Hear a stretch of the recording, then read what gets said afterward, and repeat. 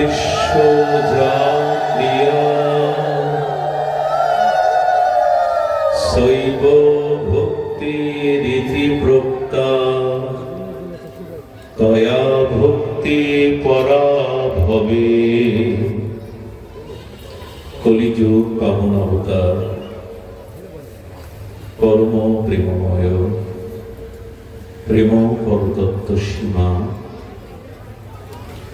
অখিল পরাৎপর ভক্তবৎসল অকারণ করুণা বরুণালয় সর্ব অবতার সার শিরোমণি সংকীর্তন পিতা শ্রী শ্রী শচীনন্দন নদিয়া বিহারী শ্রী গৌর হরি পতিত উদ্ধারণ পতিত পাবন প্রেম চিন্তামণি দাতার শিরোমণি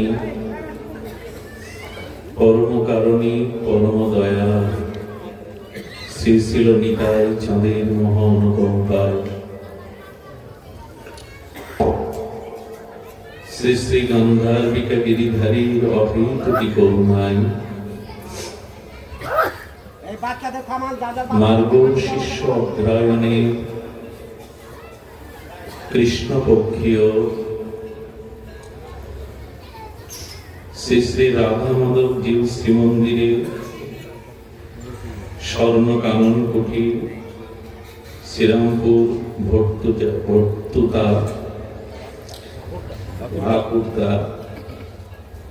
যে ভাগবতী ও ভক্তি যজ্ঞের সুধা যজ্ঞের অমৃত যজ্ঞের পরমায়োজন ভুবন পাবন বিশ্বমঙ্গল কলিযুগের যুগধর্ম জীবধর্ম ২৪ প্রহর ব্যাপী শ্রী শ্রী হরিনাম সংকীর্তন মহাযজ্ঞের এই পরম সুমঙ্গল মাঙ্গলিক আয়োজনে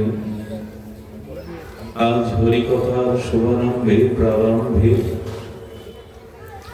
জীবন সর্বস্ব জীবন ধন প্রাতঃস্মরণীয় পরম বন্দনীয় সদ্গুরু শ্রী ভগবান শ্রী শ্রী গুরু মহারাজের রাতুল আতুল চরণারবিন্দে পরার্ধ কোটি দণ্ডবত প্রণতি। পূর্বে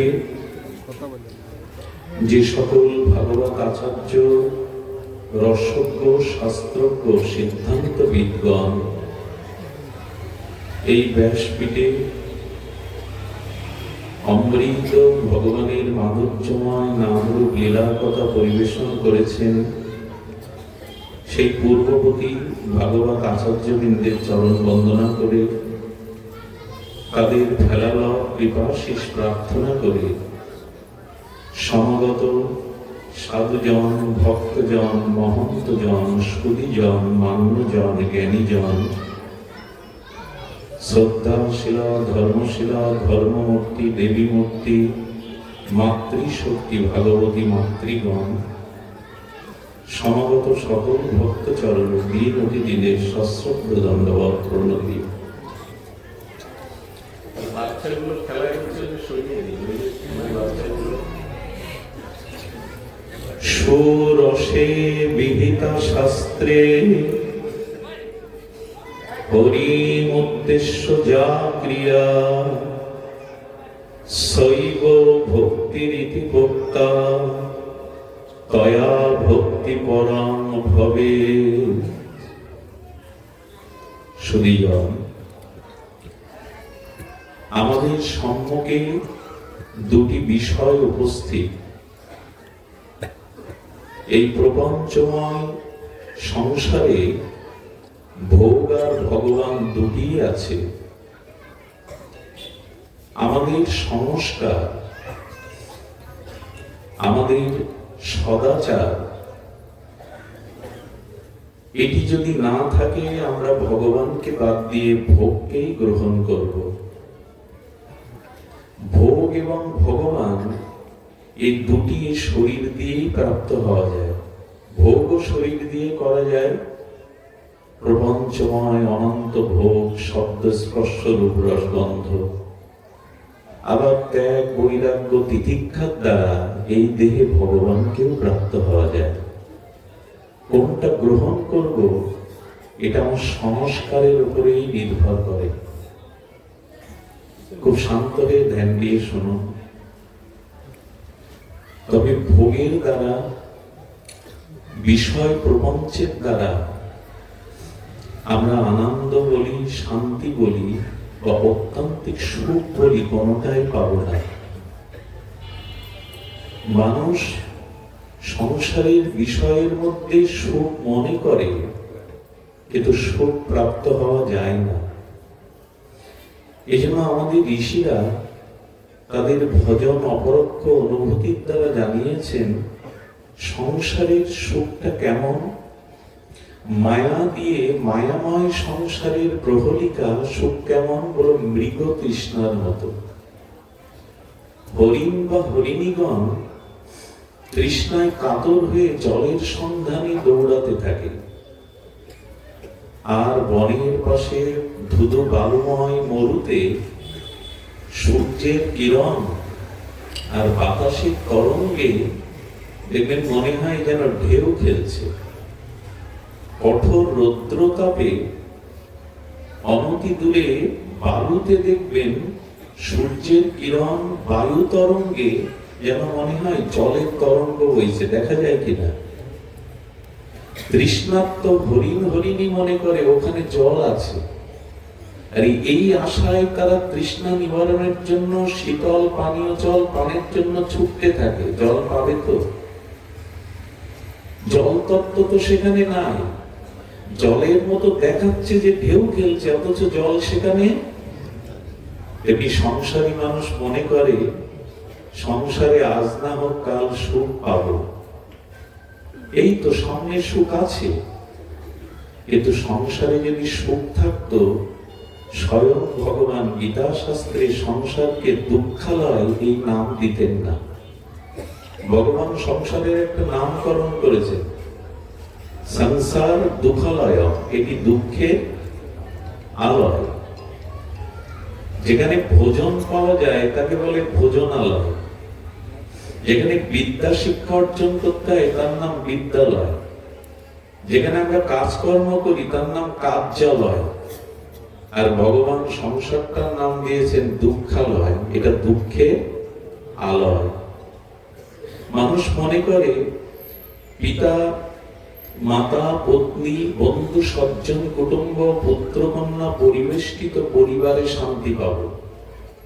কিন্তু এখানে যারা আছেন, আমরা গার্হস্থ্য পরিবারে সংসার নিয়ে আছি, সংসারে প্রকৃত সুখী কেউ নয়।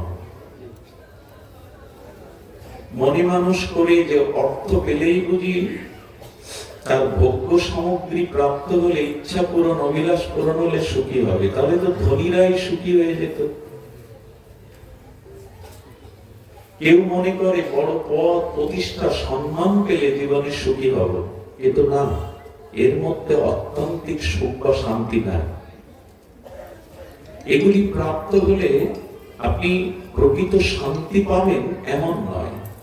এই জন্য শাস্ত্র বলছে ভোগের পথ ত্যাগ করে ভগবানের পথে এসো। ভোগ এবং ভগবান দুটি তোমার সম্মুখে।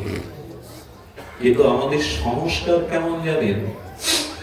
যেখানে দুঃখ পায়, পুনঃ জন্ম মৃত্যু যন্ত্রণা কর্মের অভিশাপ ভোগ করি, ফিরে ফিরে সেখানেই যেতে চায়। লক্ষ্য করবেন, সংসারে অন্যকে দুঃখ বরণ করতে দেখি, হাহাকার করতে দেখি, এখানে হাজারো মৃত্যু সচক্ষে দেখি। কত উত্থান পতন আমরা সচক্ষে দেখেও সুখী হতে চাই, শান্তি পেতে চাই, কিন্তু না। খুব ধ্যান দিয়ে শুনুন, ভোগের পথেই শান্তি নাই, ভগবানের পথেই শান্তি। আর এই দেহ দিয়ে দুটোই আপনি প্রাপ্ত হতে পারেন।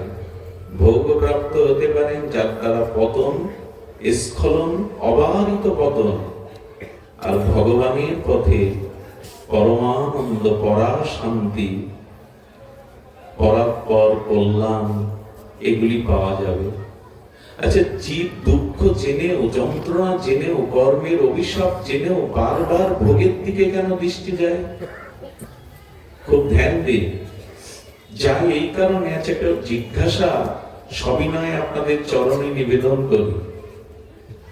আমরা উপভোগ করি, বিষয় চিন্তা করি চোখ কান নাক মুখ দিয়ে না, মন দিয়ে। বিষয় চিন্তা কি দিয়ে করি? মন দিয়ে। মন বিষয়ে যায় না বিষয় মনের মধ্যে আসে? কোনটা?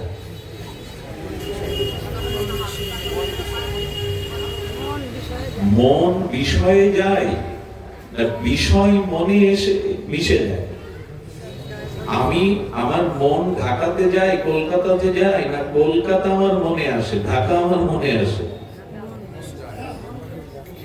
মন যদি বিষয়ে যায়, ধ্যান দিন, মন যদি বিষয়ে যায়, আমাদের আত্মার একটা অংশের সাথে মন যুক্ত। অর্থাৎ যদি মন কোথাও চলে যেত আমি বাঁচতাম না। মন আসলে যায় না ভোগের প্রতি, ভোগ্য বস্তুর প্রতি মনের বৃত্তি চলে যায়। বোঝা গেল? কোথাও প্রস্ফুটিত সুগন্ধময় ফুল ফুটেছে রাতের আধারে, নিশীথে, আমি ফুলের কাছে যাইনি, কিন্তু ফুলের গন্ধটা বহুদূর বাতাসে ভেসে এসেছে। তেমনি মন কোথাও যায় না, মনের যে ভোগের প্রবৃত্তি এটা বিষয়ে চলে যায়। মন গেলে তো আমি বাঁচতাম না, মন আত্মার সাথে যুক্ত। এজন্য বিষয় বৃত্তিটা, মনের ভোগ্য বৃত্তিটা, স্পৃহাটা চলে যায়।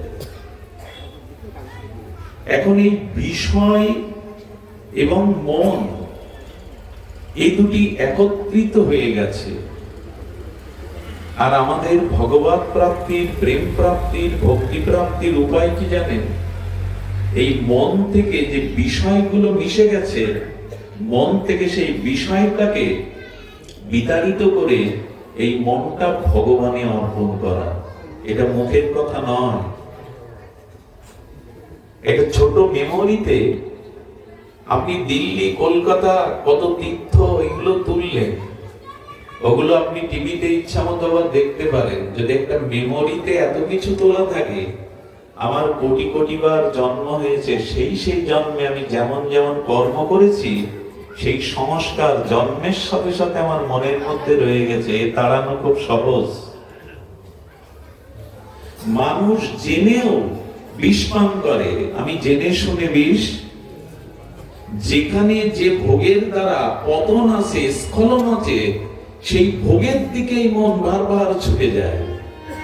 জানে, দেখছে চারিদিকে মানুষের মৃত্যু, মানুষের রোগ, মানুষের শোক, দেখে শুনেও আমরা বারবার সেই ভোগের দিকে চলে যায়, কারণ সংস্কার। শিশু মায়ের গর্ভ হতে মাটিতে এলো, যাকে ভূমিষ্ঠ বলা হয়। এই ভূমিষ্ঠ শিশু মায়ের বুকে অমৃত দুগ্ধ পানের জন্য স্তনে মুখ দিয়ে টানতে থাকে। প্রশ্ন করুন তো শিশুটাকে, তুমি সত্য মায়ের গর্ভ থেকে ভূমিষ্ঠ হয়েছো, মায়ের বুকের স্তন টেনে খেতে হয়, এই শিক্ষাটি তোমায় কে দিল? আমরা তো ওকে এখনো পর্যন্ত কোনো শিক্ষা দিতে পারিনি, কিন্তু মায়ের বুকের অমৃত দুগ্ধটা টেনে পান করতে হয়, এ ওকে কে শেখালো? বলে শেখানো লাগেনি, অনেক জন্মই মাতৃস্তন পান করেই তো বেড়ে উঠেছে, বেঁচে থেকেছে। এই সংস্কারটাই ওকে জানানো যায়নি, স্বাভাবিক প্রকাশ হয়েছে। এমনি আমরা জানছি, কিন্তু বারবার সেই পতন আর ভোগের দিকেই আমাদের মনোবৃত্তি ছুটে যায়। এর কারণ আমাদের প্রাক্তন শুভ সংস্কার নাই। এই জন্য মনের যে বিষয়ে প্রবল গতি, এই মনে যে অনন্ত জন্মের ভোগ বাসনা কুসংস্কারটা মিশে গেছে, একে মন থেকে আলাদা করতে হবে। করে বিশুদ্ধ, নির্মল, নিষ্কপট মনটা ভগবানকে অর্পণ করতে হবে। এরই নাম ভক্তি তত্ত্ব বিজ্ঞান। সহজে হবে, কিন্তু উপায় আছে। সেই উপায়টি এখন আমরা জানবো ভক্তি তত্ত্ব বিজ্ঞানের দ্বারা। এখানে কর্ম আছে, জ্ঞান আছে, যোগ আছে, কিন্তু মন থেকে বিষয়কে আর বিতাড়িত করে বিশুদ্ধ নির্মল শুদ্ধ মন ভগবানে অর্পণ করে ভগবানের সেবা সুখের জন্য নিবেদিত আত্মা হওয়া, এটাকেই ভক্তি বলে। তবে ভক্তিপথটা সহজ না, আবার সহজ। এজন্য আমরা মনের থেকে এখন বিষয়কে বিতাড়িত করে বিশুদ্ধ নির্মল নিষ্কপট মনটা ভগবানের সেবা বা সুখের জন্য অর্পণ করব। যদি এটাই ভক্তি হয়, আসুন মন থেকে বিষয়কে কিভাবে বিতাড়িত করা যায় সেটা শাস্ত্র কিভাবে বলেছেন। না হলে কিন্তু এই শত উপদেশ শুনে কাজ হবে না। মনে যতক্ষণ আপনার বিষয় ভোগের বাসনা প্রবল আছে, ততদিন আপনি ভগবানে মন অর্পণ করতে পারবেন না। আবেশ আসবে মাঝে সাঝে, স্থায়ী হবে না। মাঝে মাঝে আমাদের মনে সাত্ত্বিক বৃত্তি আসে, আর পাপ করব না, আর পরস্ত্রীর প্রতি কুদৃষ্টি দেব না, আর জিহ্বার লালসায় চলব না। মাঝে মাঝে তবু দেখা পাই, চিরদিন কেন পাই না, কালো মেঘ আসে হৃদয় আকাশে তোমারে দেখিতে দেয় না। বিশ্বকবি বলছেন, মাঝে মাঝে তোমাকে দেখি, বিবেক জেগে ওঠে, চেতনা জেগে ওঠে, আর পাপের পথে যাব না, ধ্বংসের পথে যাব না। কিন্তু আবার কে যেন জোর করে আমাকে পাপের পথে নিয়ে যায়। এই যে বারবার স্খলন হচ্ছে, বারবার পতন হচ্ছে, এটার জন্য মন থেকে বিষয় ভোগ বাসনা বৃত্তিকে, মন আর বিষয়কে আলাদা করতে হবে। এটা করার জন্য প্রয়োজন হলো বিবেক। আর এই বিবেক একমাত্র সাধু সঙ্গে হরিকথা ছাড়া জাগবে না। এই একটাই মাত্র ক্ষেত্র, বিনো সৎসঙ্গ বিবেক না হই, বহু জন্মেন সমার্জিতেন, বহু ভাগ্য দয়েন, বহু জন্মেন সমার্জিতেন চ সৎসঙ্গ লভ্যতে। দেবশিবার নারদ বললেন, পূর্ব পূর্ব বহু জন্মের সুকৃতি সৌভাগ্য একত্রিত হলে, এই সুকৃতি সৌভাগ্য বহু জন্মের হলে তবে চ সৎসঙ্গম লভ্যতে, তবেই সে সাধু সঙ্গ লাভ করতে পারে। আপনারা যদি ভেবে থাকেন আমি এসেছি পাঠ শুনতে, আসেননি।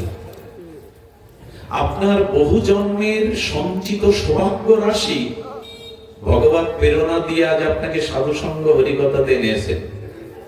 আপনি আসতে পারতেন না, বুকে ব্যথা উঠলে। আপনি বাড়ি থেকে পা বাড়াতে পারতেন না, পরিবারে কোনো বিপদ এলে।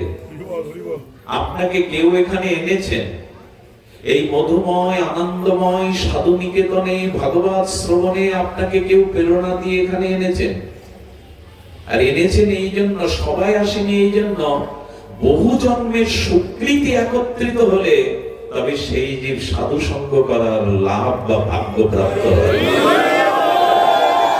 তবে সে ভাগ্য প্রাপ্ত হয়। সুধীজন, একবার উলুধ্বনি দিও মা, মা একটু খেয়াল করে শোনো। ভাগবতে একবার দিও, বারবার দিও না। খুব লক্ষ্য করে শোনো। তবে সাধু সঙ্গে কি পাবো আমরা? বলে অজ্ঞান হেতুকৃত মহ অন্ধকার বিনাশং। যদি প্রকৃত নির্মল চিত্ত ভজনানন্দী শুদ্ধ সাধু সঙ্গে হরিকথার ভাগ্য পান, দেবশিবাদ নারদ বলছেন তার ফল কি জানেন?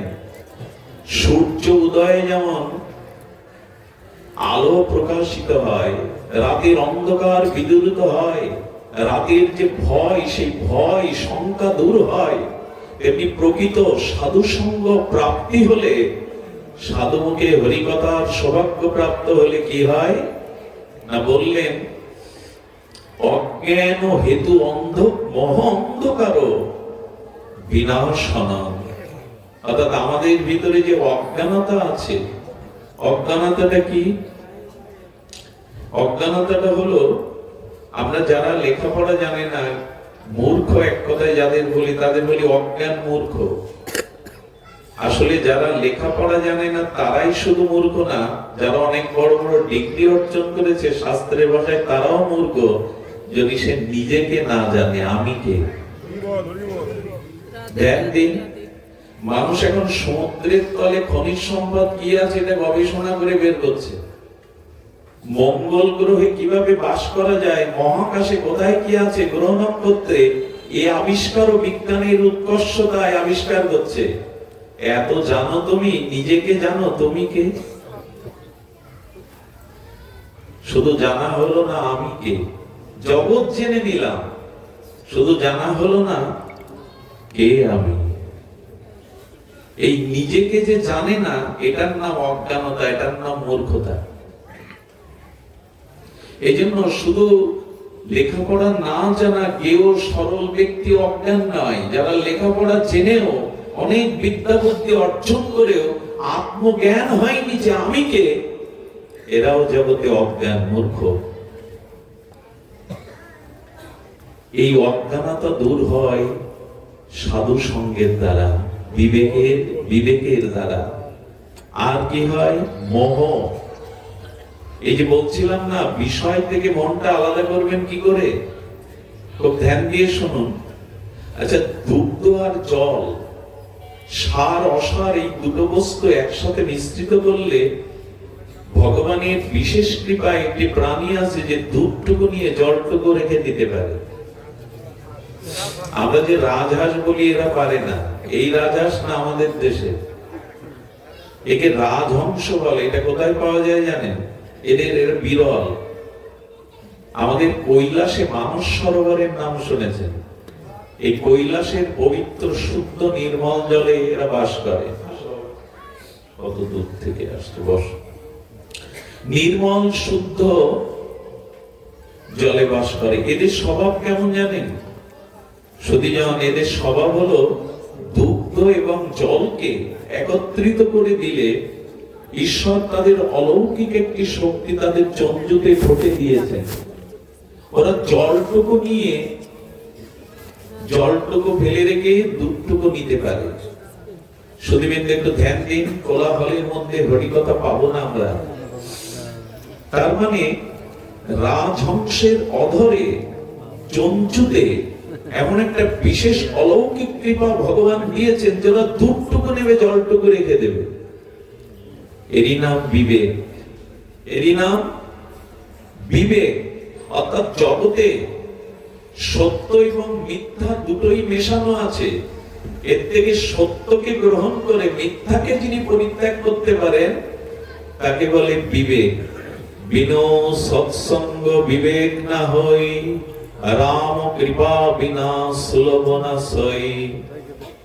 গোস্বামী তুলসীদাস বলছেন, বিনু সৎসঙ্গে বিবেক না হই, অর্থাৎ সৎসঙ্গে হরিকথা প্রসঙ্গে ছাড়া কারো বিবেক হতে পারে না।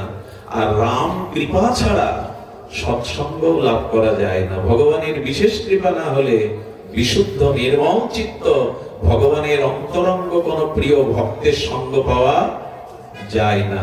আজ আমরা সেই ভাগ্য প্রাপ্ত হয়েছি। আপনাদের মতো নিষ্কিঞ্চন ভজনানন্দী শুদ্ধ মহদের চরণ প্রান্তে বসে আজ হরিকথার মহা সৌভাগ্য আমরা প্রাপ্ত হয়েছি।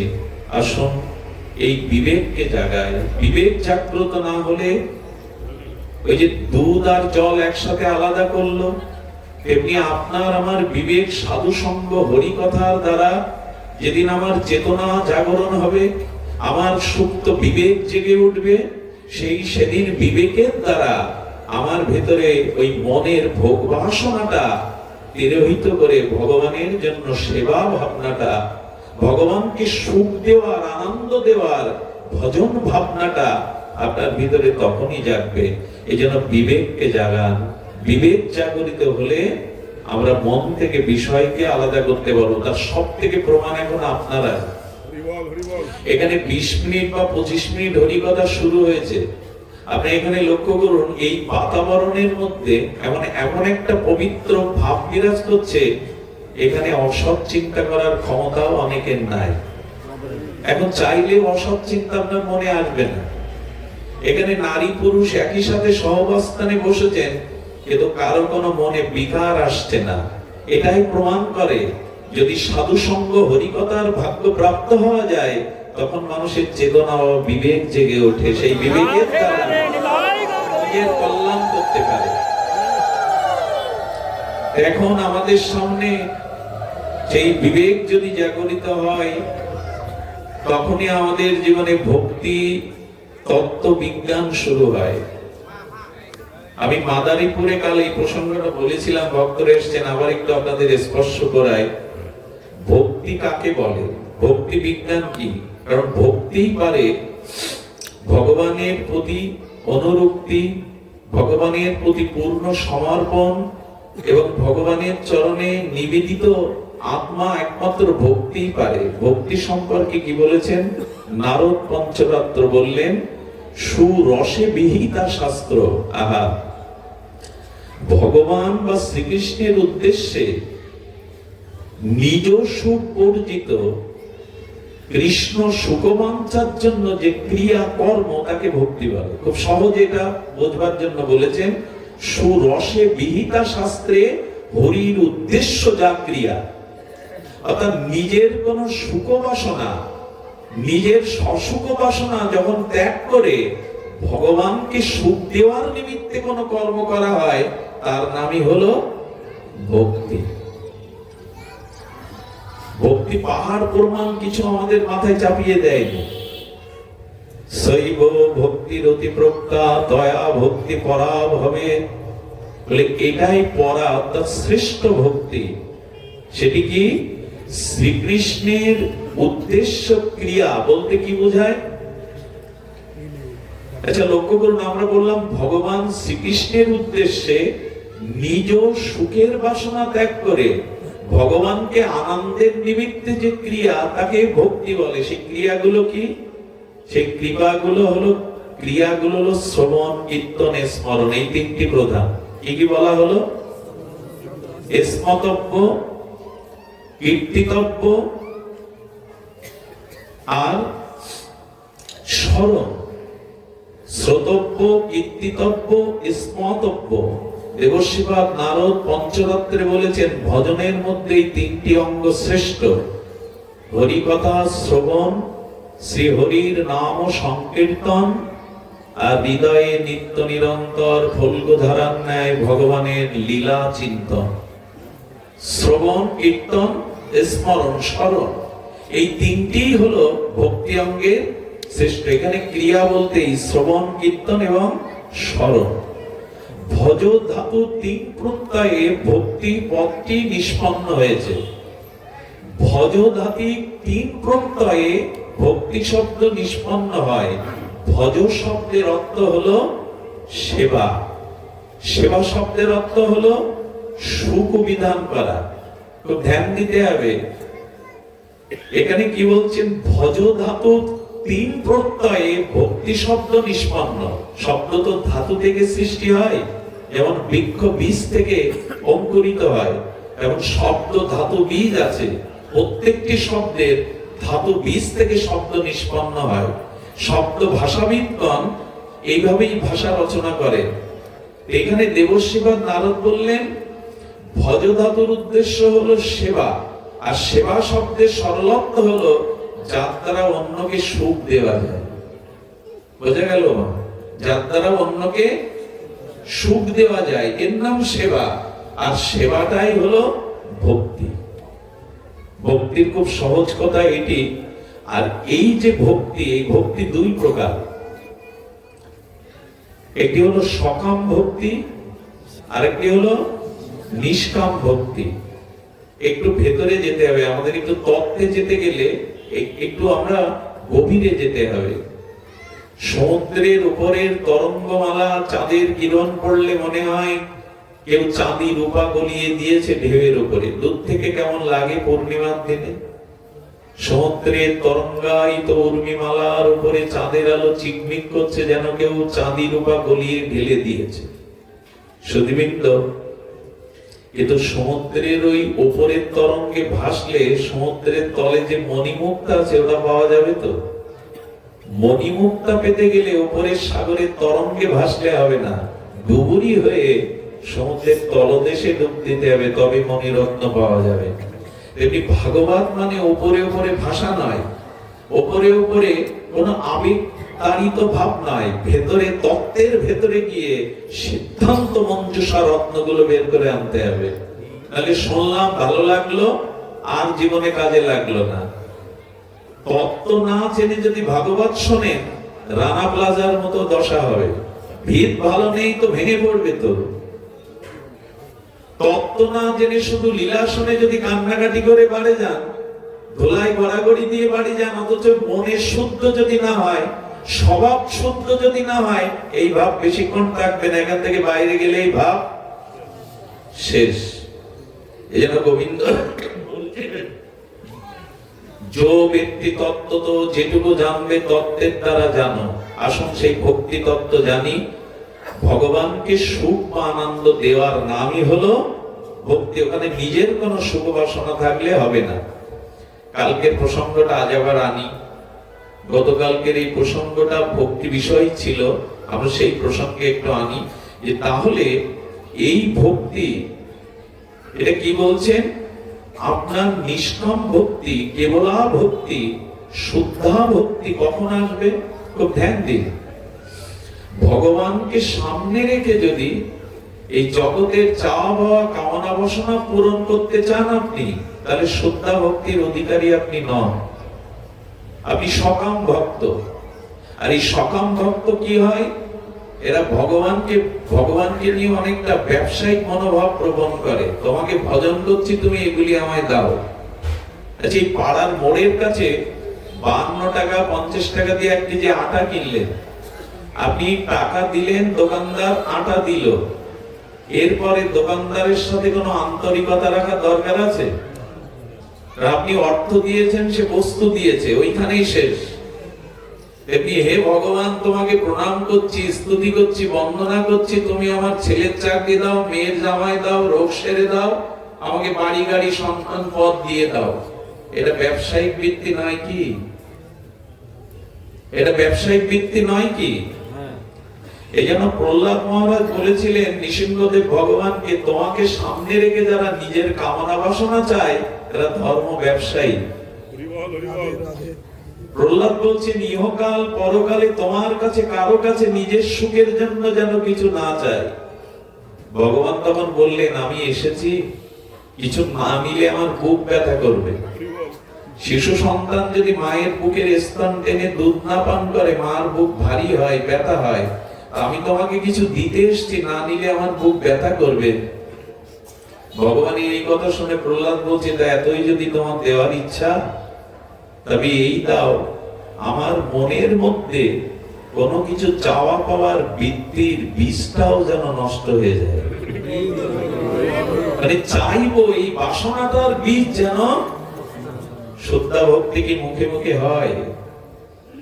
আমাদের দুর্দশা কেমন জানেন? কাশীতে গিয়ে একবার ভগবান শঙ্করকে একজন দণ্ডবত দিয়েছে, ওম নমঃ শিবায়।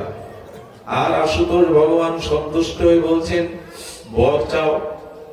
কিন্তু যিনি গেছেন ভগবানকে প্রণাম করতে, ও 3টে সমস্যা, ও অন্ধ, ভিখারি, আবার রোগগ্রস্ত।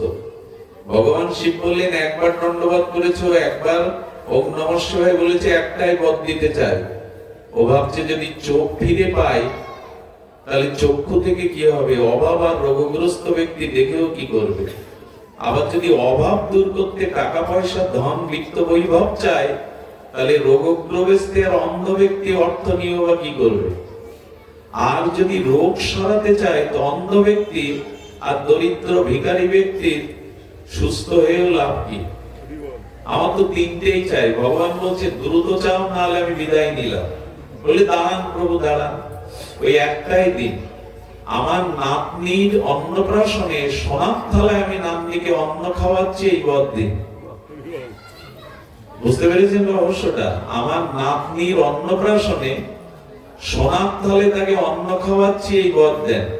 ভগবান শিব বললেন, বলিহারি তোর বুদ্ধি, কিন্তু 3টেই চেয়ে নিলি। সোনার থাল পেতে গেলে অর্থ লাগবে, নাতনি পেতে গেলে আয়ু লাগবে, আর দেখতে গেলে তো আমাদের প্রণাম একটা, ভজন একটা, চাওয়া এক ঝুড়ি। কতগুলো যে চাই নিজে ভগবানের কাছে আমি জানি না। লক্ষ্য শূন্য লক্ষ্য বাসনা ছুটিছে গভীর আধারে। আর কত চাইবো, অথচ ভগবানকে চাইছি না, তার সেবা চাইছি না। তো বর্তমান অবস্থাটাই কামনা বাসনা নিয়ে ভগবানের সামনে গেলে ভগবান কি বলছেন? ভক্তি হবে বটে, তবে সেটা সকাম ভক্তি। আমাকে আরাধনা করছো, প্রণাম করছো, তবে সেই ভক্তিতে তুমি প্রেম পাবে না। তো মজার কথা শুনুন, ভক্তি মুক্তি আদি বাঞ্ছা যদি মনে রয়, আহা, কবিরাজ কৃষ্ণ গোস্বামীর অনবদ্য এই বয়া। ভক্তি মুক্তি আদি বাঞ্ছা, আদি শব্দে এখানে অনেক প্রকার। ভক্তি মুক্তি আদি বাঞ্ছা যদি মনে রয়, সাধন করিলেও প্রেম উৎপন্ন না হয়। আহা, ভক্তি মানে অনন্ত ভোগ করব, মৃত্যুর পরে স্বর্গে যাব, নাহলে মোক্ষ পাবো। আর মুক্তি আদি বাঞ্ছা যদি মনে রয়, সাধন করিলেও প্রেম উৎপন্ন না হয়। অর্থাৎ যদি নিজের ভক্তি মুক্তি বাঞ্ছা আদি সব রেখে ভগবানকে ভজন করি, ভজন হবে বটে, সকাম ভক্তি, এ তো প্রেম ভক্তি হবে না। এবার ভগবানের মুখেই শোনো, কৃষ্ণ যদি ছুটে ভক্তে ভক্তি মুক্তি দিয়া, প্রেম ভক্তি নাহি দেন রাখেন লুকাইয়া। আরে বাবা, ভগবানকে যারা ভজন করে, ভগবান মাথায় পাত্র নিয়ে ওই ভক্তের পেছনে ছুটছে। তুমি আমার ভজন করছো, আমি তোমার কাছে ঋণী হয়ে যাচ্ছি, কি চাই বলো?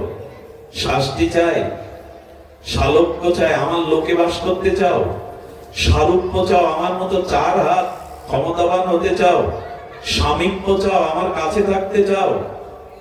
শাস্তি সারূপ্য সাজুজ্য শালক্য, আমার লোকটা চাও, বৈকুণ্ঠ চাও? ভক্ত, শুদ্ধা ভক্তির ভক্ত কি বলে জানেন? গোবিন্দ ফিরে যাও। তবে তোমার কিছু চাওয়ার নেই, আমি তোমার জন্য ভক্তি মুক্তি এনেছি, সাজুজ্য সারূপ্য শাস্তি শালক্য সব এনেছি, কিছুই চাই না। ভক্ত হাত জোড় করে কি চাই জানেন? দিও মানাং না গৃণান্তি বিনা মত সেবনং বিনা। হে আমার প্রিয় পরম, তোমার সেবা ভিন্ন এই জগতে আমি কিছুই চাই না, শুধু তোমার সেবা চাই।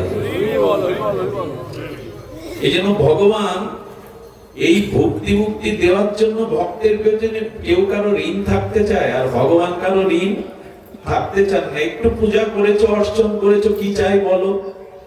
প্রকৃত শুদ্ধা ভক্তি সদ্গুরুদেবের চরণাশ্রয় করে যারা ভজন করে, যাদের বিবেক চেতনা জেগেছে, তারা বলে প্রভু তোমার সেবা ভিন্ন এই জগতে আর কিছু চাই না।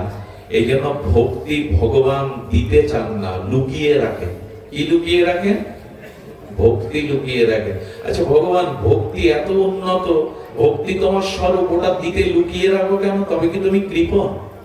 এই প্রশ্ন যদি কেউ তোলে, ভক্তি শ্রেষ্ঠ গরিয়সী, ওটা দিতে চাও না, লুকিয়ে রাখো, তাহলে ভগবান কৃপণ, কঞ্জুস। এই অপবাদ লাগবে কিনা ভগবানের গায়ে? একটু কথা বলুন, লাগবে কিনা? তুমি দিতে চাচ্ছ না কেন? গোবিন্দ বললেন, কেন দেই না জানো?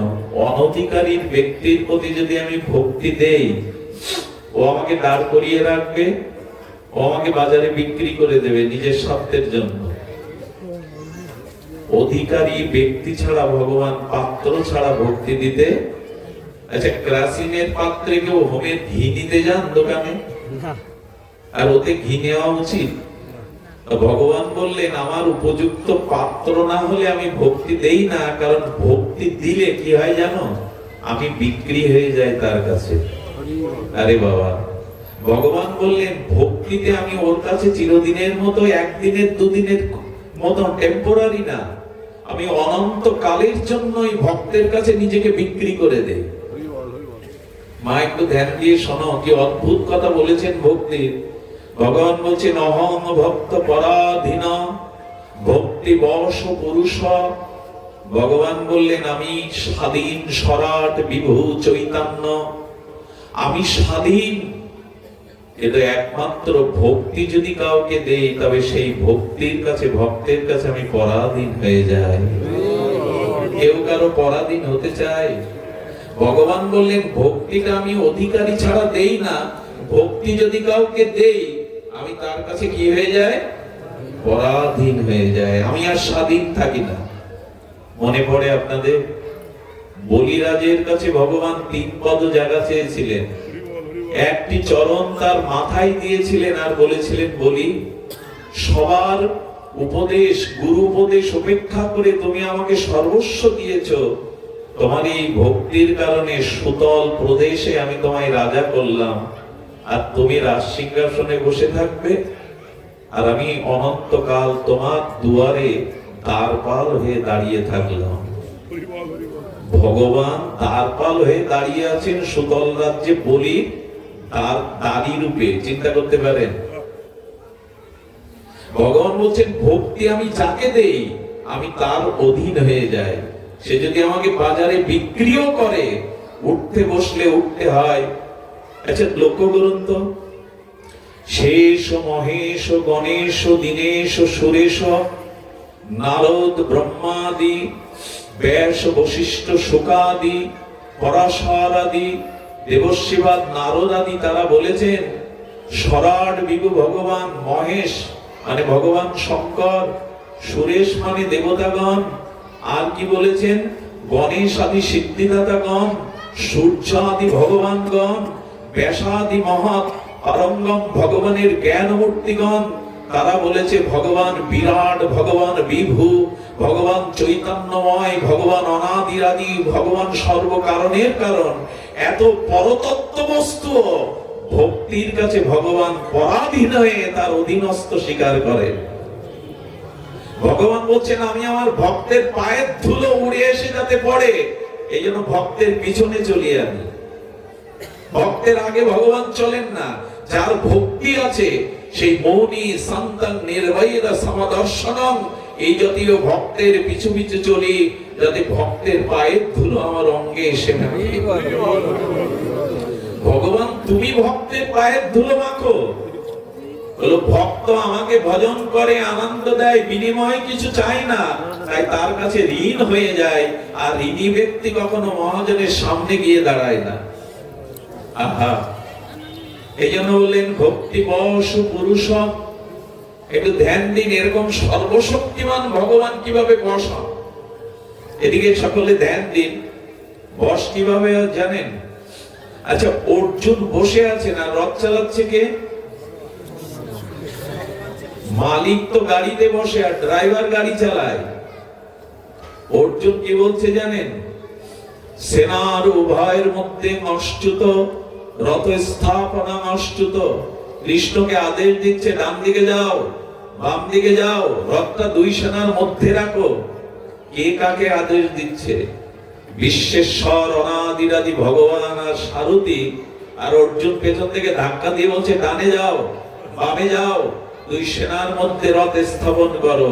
ভগবান বলছেন এই দেখো প্রমাণ, অর্জুন জীব তত্ত্ব আর কৃষ্ণ ঈশ্বর তত্ত্ব, কিন্তু অর্জুনের মধ্যে পঞ্চ পাণ্ডবদের মধ্যে ভগবানের প্রতি সেবা ভাবনা ভক্তি ছিল, তাই জগৎকে প্রমাণ দিচ্ছেন যে অর্জুনের রথের সারথি হয়েছে আমি। এই দেখো ভক্তির মহিমা, এই দেখো ভক্তির গরিমা। যার ভক্তি আছে তার ড্রাইভার হতেও আমি রাজি আছি, সে আমাকে আদেশ করলে তার আদেশ পালন করতে আমি রাজি আছি। শুধু কি তাই?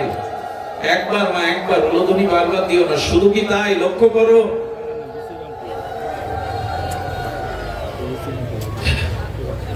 অর্জুন কি করছেন লক্ষ্য করুন। অর্জুন যুদ্ধ শেষে রথ থেকে নেমে তাঁবুতে বিশ্রাম নিচ্ছেন, আর কৃষ্ণ কি করছেন জানেন? ঘোড়াকে জল খাওয়াচ্ছেন, রথটাকে নিজের হাতে মুছছেন। ওটা অর্জুনের কাজ না, ওটা সারথি। আচার্যগণ বললেন এই দেখো যার ভক্তি আছে ভগবান তার কাছে কিভাবে বশ হয়ে যায়। আহা, আজ ঘোড়ার জল খাওয়াচ্ছেন, অর্জুন যে জায়গাটায় বসবে ভগবান ওটা মুছে দিতেন। জগৎকে জানাচ্ছেন ভগবান যার ভক্তি আছে আমি চিরদিন তার কাছে বশীভূত হয়ে যাই।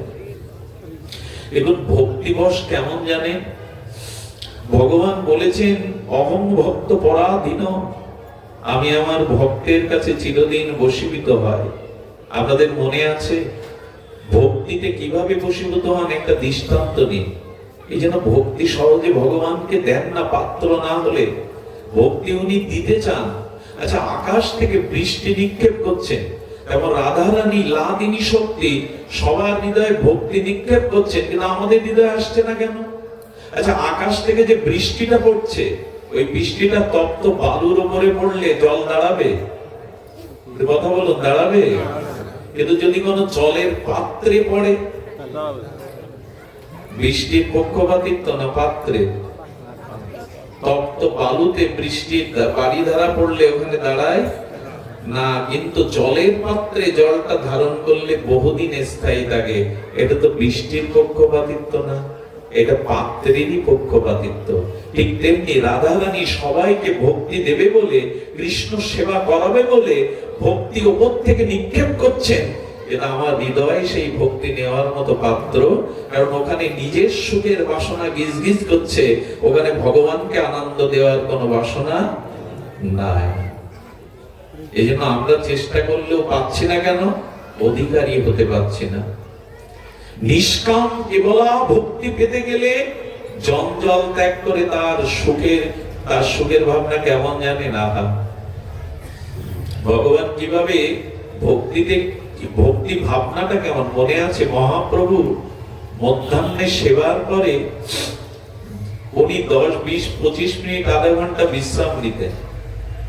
তো সেদিন মহাপ্রভু কৌতুকী, উনি সেবার পরে যে ঘরে বিশ্রাম নেন আর দাস গোবিন্দ এসে প্রভুর চরণ সম্বাহন করেন, সেই ঘরের একটি দরজা প্রভু আর হয়ে ওখানে শুয়েছে। গোবিন্দ এসে বলছে, ও প্রভু, দরজায় যদি এভাবে 4 হাত পরিমাণ দিব্য শরীর তোমার আর হয়ে পড়ে থাকে, আমি তো ভেতরে যেতে পারছি না, আর ভেতরে না গেলে তোমার চরণ বা সেবা করবো কি করে? প্রভু একটু আড়ামোড়া খেয়ে বলছেন, তুমি যেভাবে হয় যাও, আমি উঠতে পারছি না। হঠাৎ চিন্তা করেছে, আমি যদি প্রভুকে ডিঙিয়ে যাই, লঙ্ঘন করি, আমার অনন্তকাল নরকে পচে বসতে হবে। কারণ ভগবানকে লঙ্ঘন করা শাস্ত্রের নিষেধ। সঙ্গে সঙ্গে দাস গোবিন্দ দাস চিন্তা করেছেন, আমি ভেতরে যাব প্রভুর চরণ সেবা করার জন্য, তাই তো, প্রভুকে সুখ দেওয়ার জন্য। প্রভুকে সুখ দিতে গেলে, প্রভুকে লঙ্ঘন করলে যদি আমার অনন্ত জন্ম নরকে বাস করতে হয়, আমি রাজি আছি, কিন্তু প্রভুর চরণ সেবা হতে আমি বঞ্চিত হতে পারবো না। লাভ দিয়ে ওপারে গিয়ে প্রভু চরণ সেবা করছেন। কৌতুকী প্রভু অনেকক্ষণ পরে আরামরা খাই বলছে, দিবাকর হেলে গেল, তুমি এখনো সেবা করতে যাওনি? গোবিন্দ দাসের কথায় মহাপ্রভু বললেন, মহাপ্রভুর কথায় গোবিন্দ দাস বললেন, এভাবে শুয়ে থাকলে বাইরে যাব কি করে? প্রভু বললেন, যেভাবে ঢুকেছিল ওইভাবেই যেতে পারতেন। গোবিন্দ দাস বললেন, প্রভু, কোন জন্মে যেন এই বুদ্ধি আমার না হয়। আমি ভেতরে প্রবেশ করেছিলাম তোমার রাতুল চরণ সেবার জন্য, আর বাইরে যাব নিজের পেট পূরণের জন্য, এই বুদ্ধি যেন আমার কোন জন্মে না হয়। আমি নরকে যাই ক্ষতি নেই, তবু তোমার চরণ সেবা থেকে যেন বঞ্চিত না হয়। ভক্তি কেমন জিনিস জানো?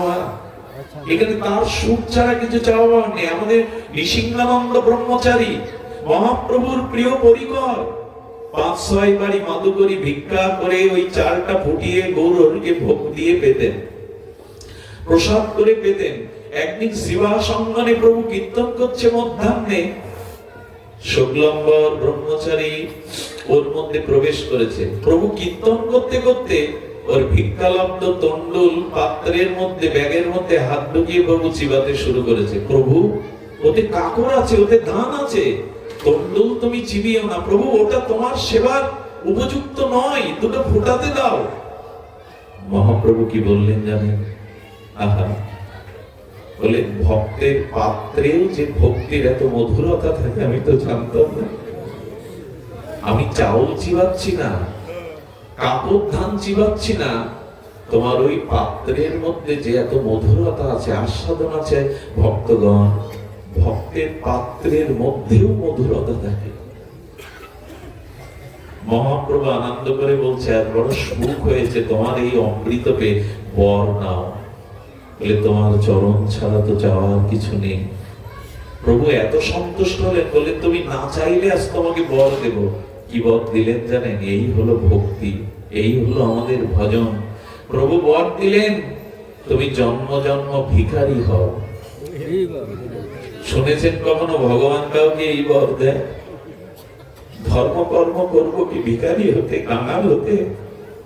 চোখে জল এসে গেছে সংলাপ বলে, আনন্দে গড়াগড়ি দিতে দিতে বলছেন, প্রভু এত অপূর্ব বর দিলে, আমার মনের যেটা চাওয়া অভিলাষ সেই বর দিলে, তবে বর যখন দিয়েছো খুশি হয়ে আর একটা বর দাও না।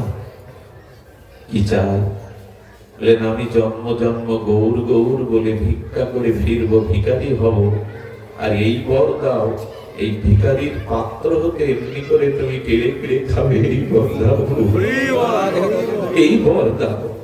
ওই এখানে তো কোনো চাওয়া পাওয়া নেই। ভগবান বলছে ভিখারি হও, আর ভক্ত বলছে ওই পাত্র থেকে তুমি এমনি করে কেড়ে কেড়ে খেও। এই হলো ভক্তি, চাওয়া পাওয়া নাই।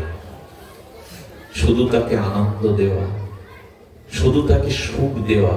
এটা কবে বুঝবো বলতে পারেন? আমরা নিজের সুখ চেয়ে এই জন্ম মৃত্যু এড়ানো যাবে না। এই সংসার ভোগ করে এভাবে পুনঃ পুনঃ গতাগতি আসা যাওয়া করাবে না।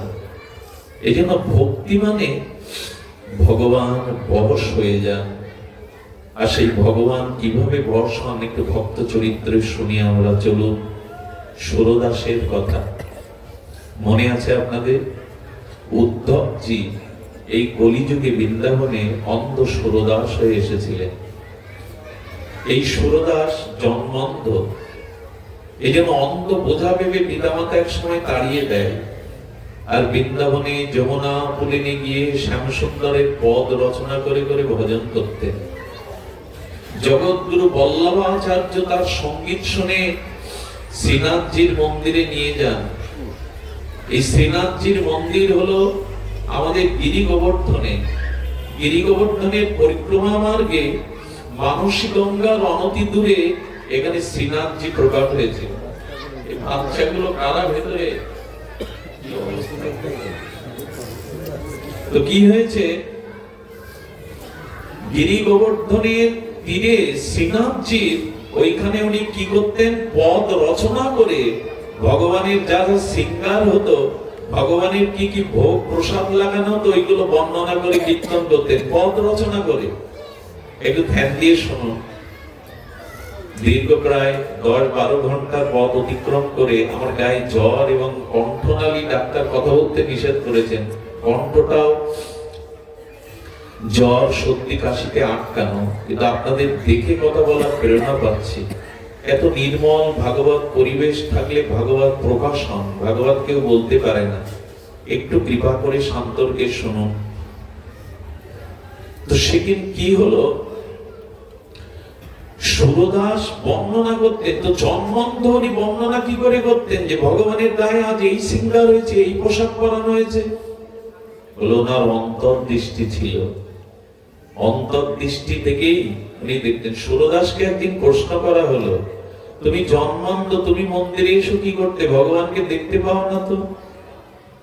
সুরদাস হাসি মুখে বললেন, আমি অন্ধ, আমি মন্দিরে আসি, আমি তাকে দেখি না, সে তো আমাকে দেখে, সে তো আমাকে দেখে।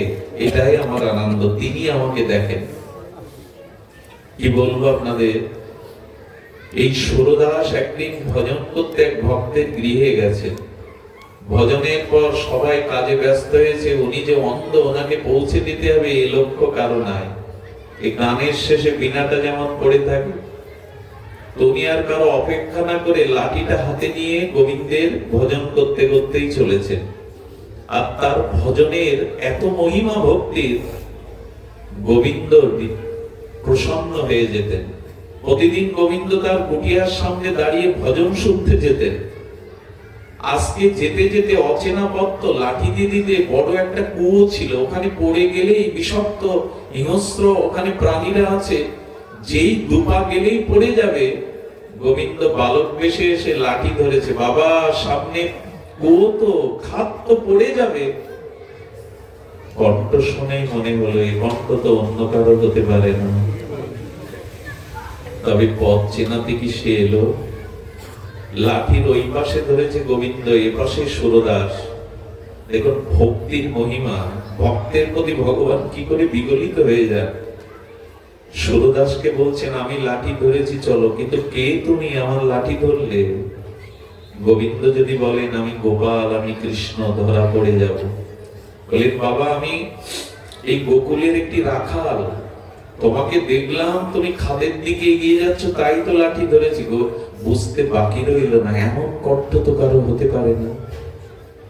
শ্রী অঙ্গে দিব্য চিন্ময় গন্ধ অনুভব করে বললেন দেখো আমার অনুভব আকাশে কিছু মেঘ উঠেছে মেঘ, এই জন্য তুমি লাঠি ধরো না, এক কাজ করো তোমার হাতটা ধরে তাড়াতাড়ি আমার কুঠিয়ায় পৌঁছে দাও তো। বুঝতে পেরেছেন? হাতটা ধরতে চাই তো ভগবানকে। ভগবান তোমার লাঠি ছেড়ে দিয়ে দূরে গিয়ে হাততালি দিয়ে বলছেন আমি জিতলাম, তোমাকে হারালাম আজ। এই ভেতরে বাচ্চাগুলোকে একটু শান্ত হতে বলুন, ওদের মন বিচ্ছিন্ন করে দিন। কি অবস্থা! ওদের একত্রিত রাখলে ওরা ওটা করবে, ওদের আলাদা করে দিন। ধ্যান দিন।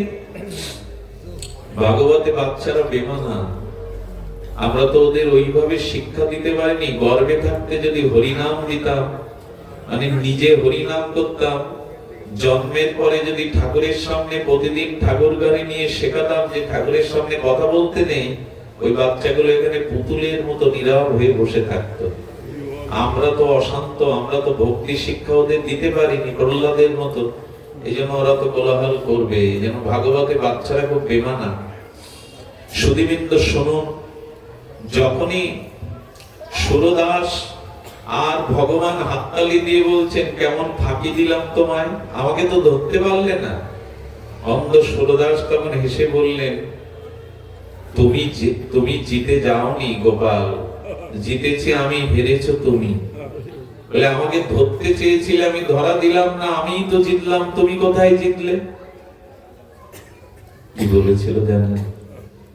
শোনো শোনো গোপাল, আমি বৃদ্ধ, আমি অন্ধ, আমি হাত ধরলে তুমি হাত ছাড়িয়ে নিতে পারো, এটা তোমার বিজয় নয়। সেই দিন তোমার জয় হবে, আমি হেরে যাব যদি আমার হৃদয় থেকে তুমি চলে যেতে পারো। যাও তো, আমার হৃদয় থেকে যাও তো, কেমন তোমার শক্তি। ভগবানের চোখে জল এসে গেল। এ কথা একমাত্র ভক্তি ভগবানের কাছে মানায়। হাত ধরলে ছাড়িয়ে নিতে পারো, আমার হৃদয় থেকে যাও দেখি। তুমি হেরেছো, জিতেছি আমি, আমার হৃদয় থেকে যাওয়ার ক্ষমতা তোমার নাই। ভগবানের চোখে জল দেখে রাধারানী প্রেমময়ী বলছিলেন নিশ্চয়ই কোন ভক্ত তোমাকে ভক্তির আনন্দ দিয়েছে, তাই তোমার চোখে প্রেমাশ্রু। বলো না কে সে ভক্ত? গোবিন্দ বললেন রাধে, তোমাকে আমি নিতে পারবো না, কারণ তুমি ওর সামনে গেলে ওকে কৃপা করে দেবে। তোমার যে করুণা, তোমার যে কৃপা, এই জন্য তুমি গেলে সুরদাসকে কৃপা করে দেবে। বললেন আমি দেখতে চাই তোমার এই ভক্তকে। গোবিন্দ রাধারানীকে নিয়ে আসছেন, সুরদাস কুঠিয়ায় বসে প্রেমের আবেশে পদ রচনা করে ভজন করছে। রাধারানীর চরণে নূপুর যেন বাজতে বাজতে সুরদাসের ভজন কুটিরের সামনে এসে পড়েছে। দেখুন ভগবান সব লুকাতে পারে, তার চরণে দিব্য গন্ধ লুকাতে পারে না। ভগবানের চরণে এই যে মাটির থেকে ফুল হয় না, ফুল গাছ জন্ম হয়, আর এই ফুলের যে গন্ধ, মাটির মধ্যে গন্ধবতী মাটির মধ্যে ফুলের গন্ধ থাকে। মাটি করে আপনি আমি গন্ধ পাবো? আসলে মাটির পক্ষে ফুলের ওই গন্ধটা গোবিন্দের চরণ থেকে এসেছে, রাধারানীর চরণ থেকে এসেছে। যেমন 7টা রং সূর্যে আছে, তাই না? রংধনু, ওইখান থেকে পৃথিবীতে ওই 7টা রঙের সমাহার। তেমনি রাধারানীর শ্রী অঙ্গ গন্ধ, শ্রীচরণের গন্ধ। আর রাধারানীর নূপুর কিন্তু নূপুর না, রাধারানীর নূপুর, রাধারানীর শক্তি। ওই নূপুরের ধ্বনি শুনে সুরদার হৃদয়ে অনুরণন তুলেছে। তবে যার জন্য ব্রজে আছি সে কি এলো আমার কুঠিরে? সে কি এলো? চোখের জলে প্রেমাবেশে রাধারানীর ভজন করছেন, আর সেই অন্ধ সুরদাসের হৃদয় নিগড়ানো প্রেমাশ্রু বিন্দু বিন্দু খোদিত হচ্ছে। রাধারানী আবেশে চোখের জলে ভাসছেন, সুরদাস নিজেকে বোঝাচ্ছেন এই সুযোগ আর পাবি না। আজ প্রিয়া প্রীতম তোর সম্মুখে দাঁড়িয়ে এই সুযোগ আর পাবি না। ওই চরণ গোবিন্দের উপাসনার বস্তু। সুরদাস ভজন করতে করতে রাধারানীর চরণ ধরবে বলে লুটিয়ে পড়েছে, কিন্তু রাধারানীর চরণ ধরার সাথে সাথে নুপুরটা হাতের মধ্যে এসেছে, রাধারানী চরণ টেনে নিয়েছে। গোবিন্দ বলছেন, রাস নৃত্যে তুমি প্রতিদিন নৃত্য করো, তোমার নুপুর খোলে না। আসলে নুপুর খোলেনি, ইচ্ছা করে তুমি ওর হাতে দিয়েছো বিবাহ করবে। রাধারানী বললেন, বাবা আমার বসন্ত রাসে নৃত্য করতে হবে, নুপুরটা দাও না। সুরদার বুকে নুপুর ধরে প্রেমাবিষ্ট হয়ে বলছেন, আমি তো অন্ধ গো, এই নুপুরটা যে তোমার আমি বুঝবো কি করে? অন্য কোনো কেউ এসে যদি বলে এই নুপুর আমার, তোমার যে নুপুর তুমি একটু প্রমাণ করো। প্রমাণ করতে গেলে তো চোখ চাই। রাধারানী তার করপল্লব বুলিয়ে দিলেন সুরদাসের চক্ষুতে। সুরদাস দৃষ্টি ফিরিয়ে পেয়ে রাধারানীর চরণে দেখছেন, এটা রাধারানীর চরণ এবং তার নুপুর। রাধারানী হাত বাড়িয়ে বলছে, সুরদাস দাও, নুপুর দাও। সুরদাস নিজের বিবেককে বলছে, এত কাছে পেয়েও হাতে দিবি, চরণটা একবার স্পর্শ করবি না? হে ঠাকুরানী, কৃপা করে যখন এসেছো দাও না, তোমার চরণটা দাও, আমি পরিয়ে দিই। রাধারানীর চরণে নুপুর কমলে বললে, একটা বর চাও।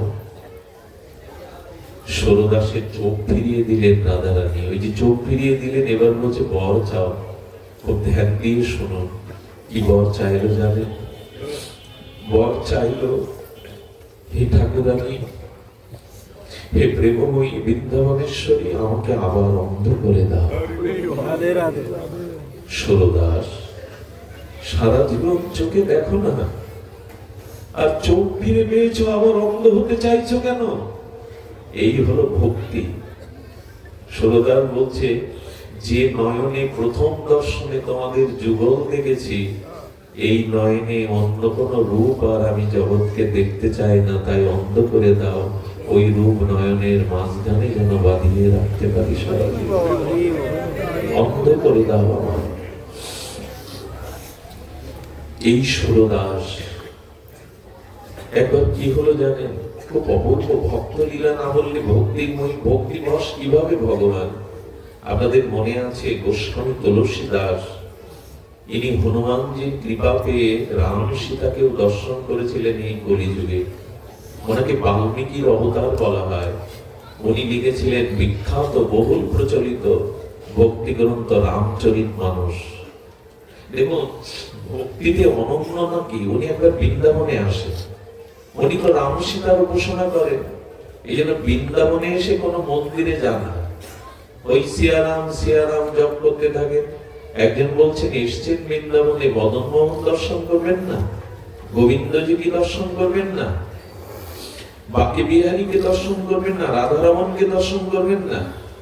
মনে মনে বলছেন, আমি মন্দিরে যেতে পারি ঠাকুর, তবে তোমার মুরলীধারী ত্রিভঙ্গ মুরারি রূপ না, আমি ধনুর্ধারী রাম রূপে তোমাকে দেখতে চাই, নাহলে আমি মাথা নত করবো না। আপনাদের একটা কথা বলি, ভক্ত হলো, ভক্তি হলো অনন্যতা। 10 জনকে একটা মন দেওয়া যায়? কোন সতী নারী পতি ছাড়া অন্য পুরুষে কি স্বপ্নেও মন দেয়? তাহলে তার সতীত্ব থাকে। তেমনি 10 জায়গায় যাওয়ার দরকার নেই, এক চরণে পড়ে থাকুন। এই 10 দিকে যেতে গিয়েই আমরা সব হারিয়ে ফেলি। এই জন্য গোবিন্দ বলছেন, মা মেকং শরণং ব্রজ, একমাত্র আমার চরণে পড়ে থাকো। মহাপ্রভু বলছেন, তুমি কষ্ট দাও, দুঃখ দাও, সুখ দাও, কিন্তু তোমার চরণ ছাড়া অন্য কিছু যেন চাই না। আমরা তো যেখানে কামনা পূরণ হয় সেখানেই চলে যাই, তাই না? আজকাল ঝাড় ফু মাদুলি কত এইভাবে না, অনন্য ভক্তি এরকম হয় না। ওই এক চরণেই পড়ে থাকতে হবে। অনন্যতা না হলে প্রেম ভক্তি পাওয়া যায় না। উনি বৃন্দাবনে এসছেন, অথচ বলছেন তোমার রঘুপতি রাম রূপ না দেখলে আমি দেখব না। সেদিন শ্রীনাথজির মন্দিরে গিয়ে চোখ বন্ধ করে আছে, যদি ধনুধারী রঘুপতি রূপে দেখা দাও রঘুনাথ, তবেই আমি মাথা নত করব। ভগবান সঙ্গে সঙ্গে তার মুরলী রূপে লুকিয়ে ধনুধারী ঘনশ্যাম রামমূর্তি নিয়ে দাঁড়িয়ে পড়লেন। তখনই তুলসীদাস প্রণাম করলেন, জানলেন আর বললেন, প্রভু আমি জানি রাম আর শ্যামের মধ্যে কোনো পার্থক্য নেই, কিন্তু আমি তো তোমাকে এই রূপেই ভজন করি, এই রূপেই চাই। তাই ভক্তের মনোভেদ্য ভাবনাকে পূরণের জন্য আজ তুমি শ্যাম হয়ে রামকে দেখা দিয়েছ। ভক্তের ভক্তি ভাবনাকে দেখুন, ভাবগ্রাহী জনার্দন। ভগবান বস্তু কার কত আছে এটা ভগবান দেখেন না, ভগবান দেখে কার ভাবকে, ক্রিয়াকে ভগবান দেখে না, দেখে ভাবকে।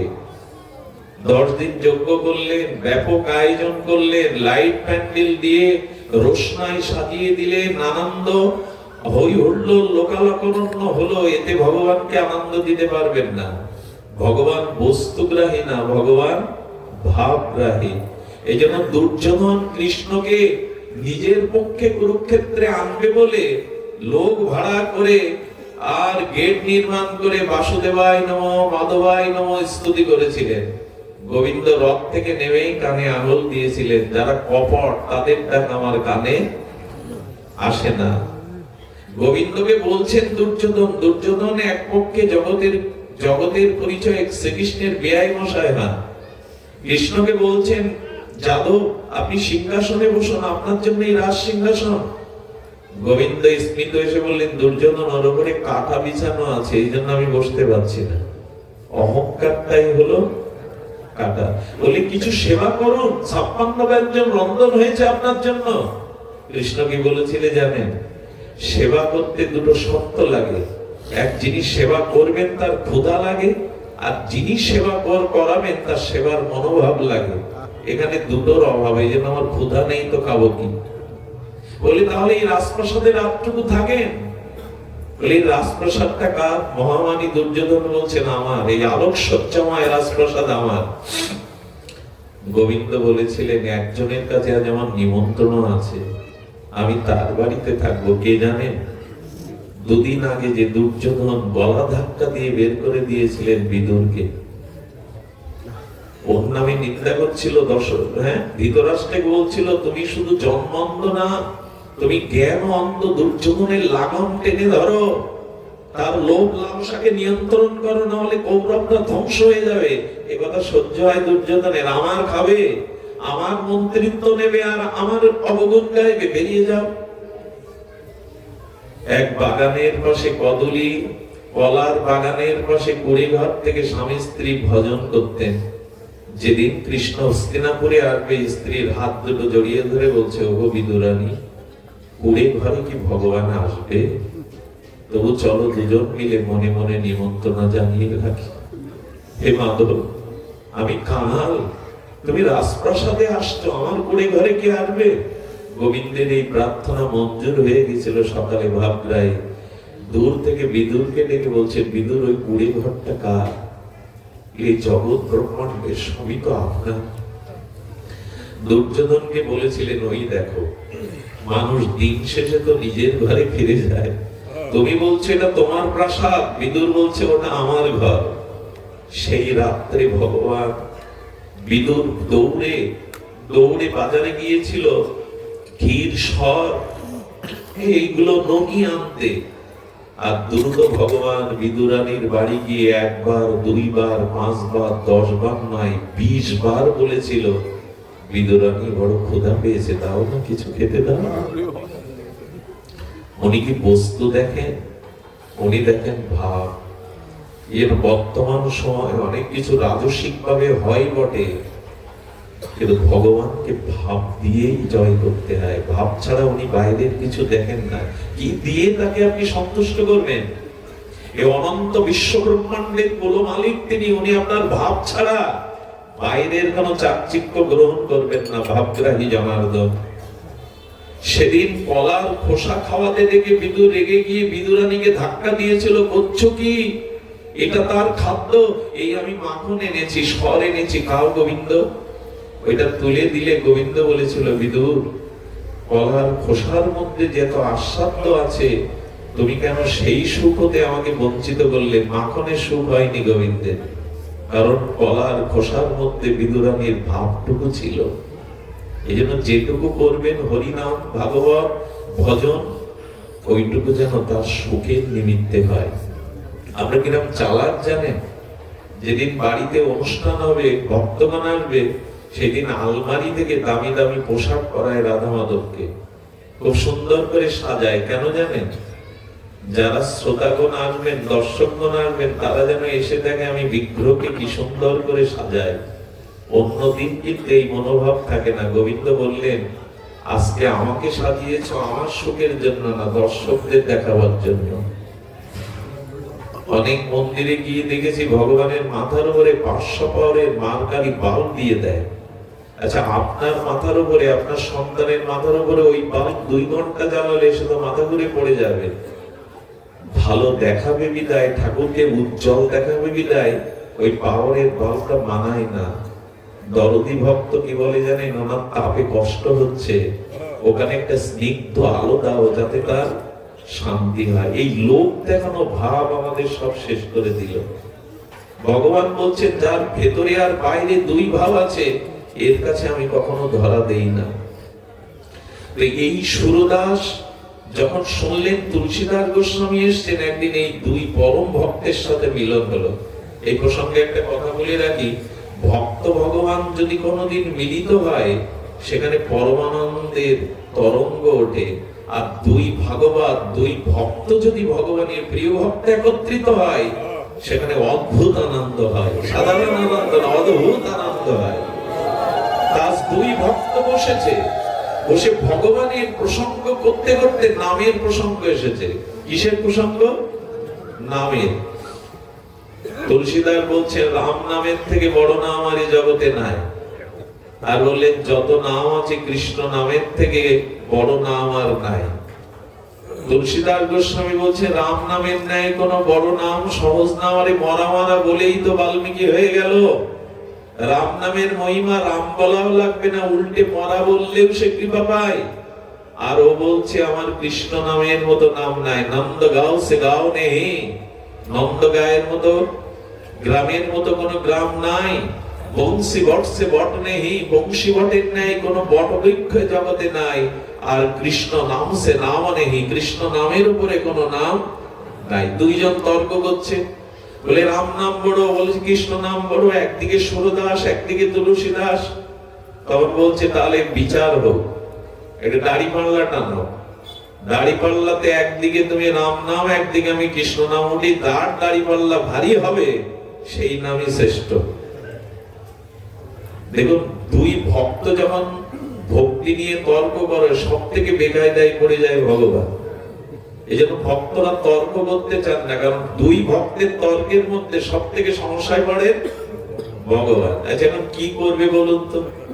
রাম কৃষ্ণ নামের মধ্যে তো পার্থক্য নাই। এদিকে কি করেছে জানেন? তুলসীদাসের দাড়ির পাল্লাটা ভারী হয়ে গেছে, হাততালি দিয়ে আনন্দ বলছে, এই দেখো আমার রাম নাম বড় কিনা। তুলসীদাস খুব ব্যথা পেয়ে বললেন, সারাটা জীবন তোমার ভজন করলাম, সারা জীবন তোমার সেবা করলাম, আজ সকলের সামনে তুমি আমাকে মুখ দেখাবার মতো করলে না। যাও, তোমার মন্দিরে আর যাবো না, ভজনও করবো না। ভালোবাসা থাকলে তো অভিমান হয়। 2 দিন মন্দিরে যায়নি, তাতে ভগবান শ্রীনাথজির চোখে জল। ওকে মানানোর জন্য, এই জন্য বলছি, 2 ভক্ত কখনো তর্ক করবেন না, মাঝখানে বিপদে পড়ে যায় ভগবান। ভগবান তখন এসে মানানোর জন্য বলছেন, সুরদাস, তুমি না কীর্তন করলে আমার ভোগ হয় না জানো, আমি আনন্দ পাই না, মন্দিরে যাচ্ছ না কেন? বলো, মুখ দেখাবে না। সারাটি জীবন তোমার নাম করলাম, সেই নামের মহিমা এইভাবে তুমি আমাকে পরাজিত করলে গোস্বামীর কাছে। বললেন, আমার তোমার নামের মহিমা আমি জানি না, যদি সুমেরু পর্বত সমান স্বর্ণদান করা হয়, যদি কোটি অশ্বমেধ যজ্ঞ করা হয়, যদি কাবেরী, কৃষ্ণ বেন্না, গঙ্গা, হরিভক্তি পরায়ণা, ত্রিবেণী সঙ্গমে কল্পকালও কেউ বাস করে, তবে এক কৃষ্ণ নামের অনন্ত সিন্ধুর এক বিন্দুও তা হয় না। তোমার নামে কি না হয় সেই নামাজ পরাস্ত হলো। ভগবান কোন রকমে যখন বোঝাতে পারছে না, বললেন দোষ কার, তোমার না আমার? শ্রীনাথজি বলছে দোষ তো তোমার, আমাকে হারালে তো তুমি। উল্টে যখন দৌড় দিচ্ছে, চতুর্শিরোমণি তো গোবিন্দ, উল্টে যখন দৌড় দিচ্ছে বলছে আমার দোষ মানে আমি তো তোমার নাম নিয়েই বসেছিলাম। একটু স্মরণ করো তো, দাড়িতে ওঠার সময় তুমি কি বলেছিল আর তুলসীদাস কি বলেছিলে, মনে আছে তোমার? ভগবান তো চতুর্চূড়ামণি। আমি বলেছিলাম দাড়িতে ওঠার সময়, সুরদাস বললেন জয় গোপাল, আমি গোপালকেই তো, তোমাকেই তো সেবা করেছি। আচ্ছা মনে করে দেখো তো তুলসীদাস কি বলেছিল? আমার মনে আছে তুলসীদাস বলেছিল জয় সিয়ারাম। এই জন্য তো তুমি আমাকে হারালে। বলে কেন? একে তো তুমি হালকা পাতলা, আর তুলসীদাস কত ভারী, তার উপরে তুমি শুধু জয় গোপাল বলেছো, আমার নাম নিয়েছো, আর ও কি নাম নিয়েছে? জয় সিয়া রাম। ওরা তিনজন উঠেছে দাড়িতে, আর এখানে উঠেছি তুমি আর আমি। তবে শোনো, অনন্ত পৃথিবীকে আমি হেলিয়ে দিতে পারতাম যদি আমার নামের আগে তুমি লাডলি রাধা নাম নিতে, রাধা নাম নিতে, তবে পৃথিবীকে আমি হেলিয়ে দিতে পারতাম। ও তো মায়ের নাম নিয়েছে, জগন্লক্ষ্মী সীতার নাম নিয়েছে সিয়ারাম, তুমি শুধু জয় গোপাল বলেছো। এই জন্য আমাদের বৃন্দাবনবাসী বৈষ্ণবগণ রাধা নাম না করে শান্তি পান না কেন জানেন?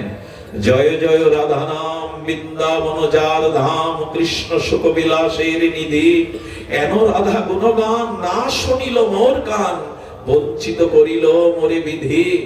ঠাকুর মশাই ছিল নরোত্তম বলছেন জয় জয়, জয় হলো উৎকর্ষবাচক, বিজয় বাচক। দুইবার জয় জয় বললেন। বলে রাধা এই শব্দ উচ্চারণ করলে কৃষ্ণ তার পিছনে ছুটে বেড়ায়, নিজেকে আত্মবিক্রয় করবে বলে।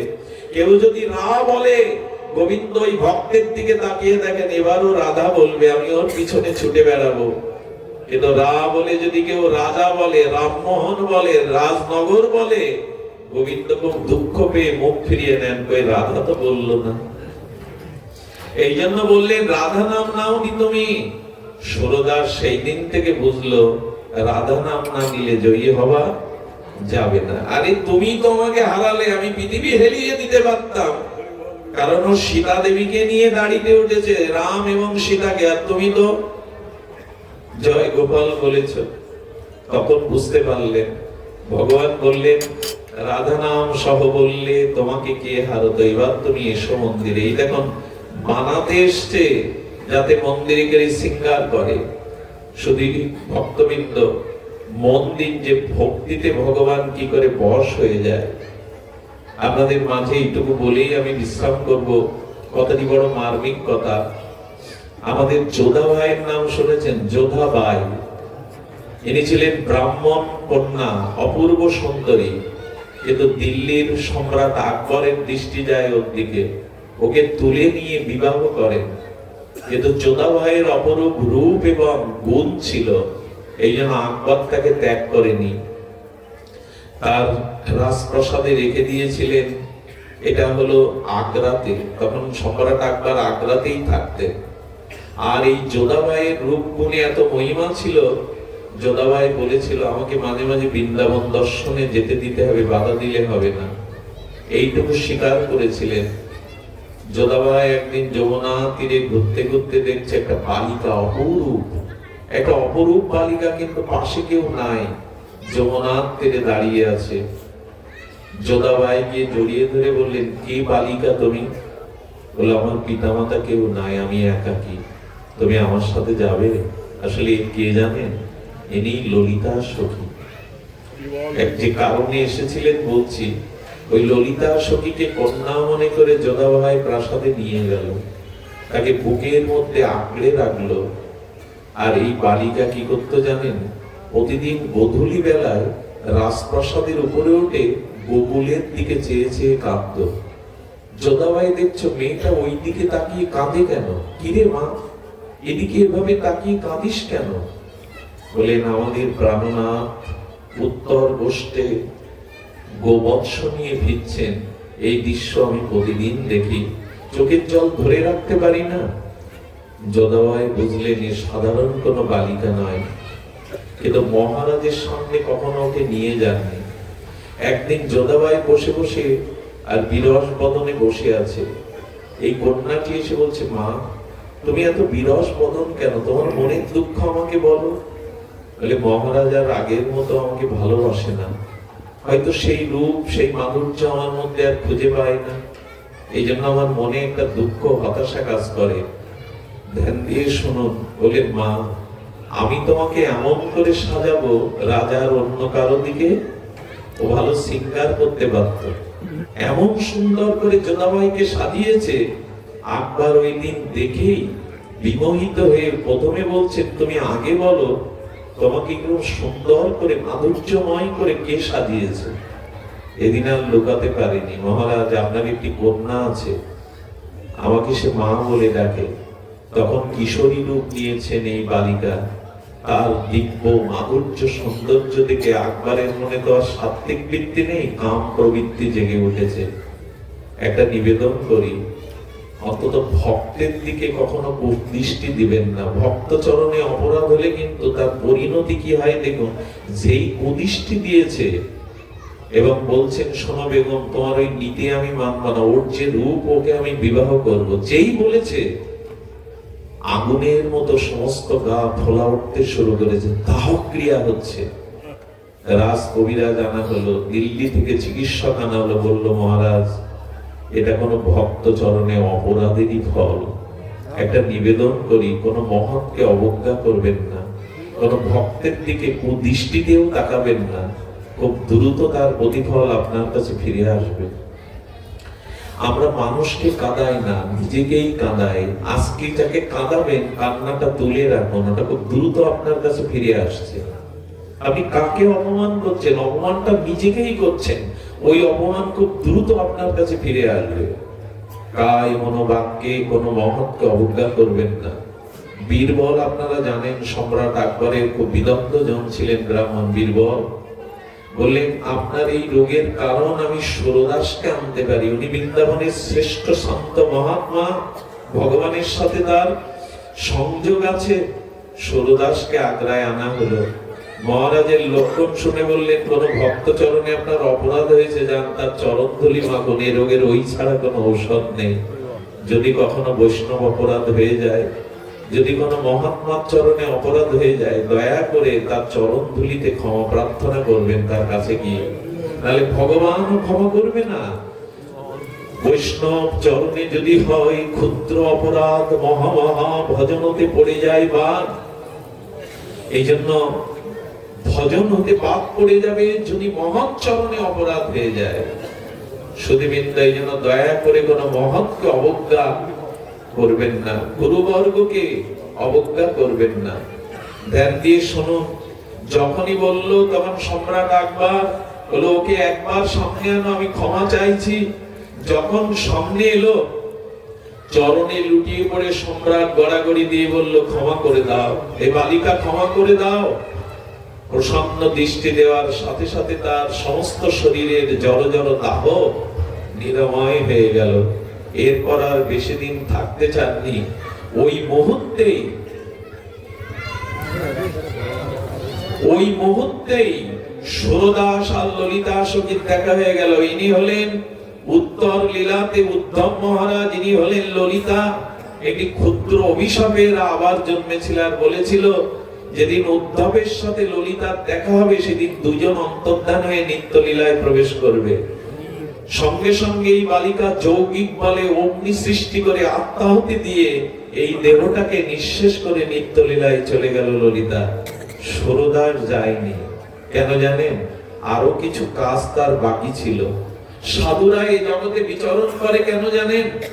অন্যের কল্যাণের জন্য। শুনুন সুরদাসের শেষ লীলা। সুরদাস পদ রচনা করতেন। ওনার ইচ্ছা ছিল 1.25 লাখ পদ রচনা করে গেয়ে শোনাবেন। 1 লাখ হয়ে গেছে। নিজের সময় চলে আসছে। গিরি গোবর্ধনে যেখানে উনি বাস করতেন, ওখানে উপরে গিরি গোবর্ধনের উপরে আছেন শ্রীনাথজি, আর নিচে একটা দোকানদার ছিল জানেন। ওই দোকানদার চালাকি করে যে দেখে আসতো উপর থেকে, তার কাছে বর্ণনা শুনে উনি বর্ণনা করতেন, আজ শ্রীনাথজির এই পোশাক, আজ শ্রীনাথজির এই ভোগ লেগেছে। এইসব শুনতে শুনতে তার দোকান থেকে মালামাল কিনতো অনেকেই। সুরদাসের দৃষ্টি গেল, খুব ধ্যান দিন, সুরদাসের দৃষ্টি গেল তোমার চরণে পড়ে আছে, তোমার ধ্বজা পতাকা তলে পড়ে আছে, অথচ তোমায় দেখে না, তোমার কাছে যায়নি।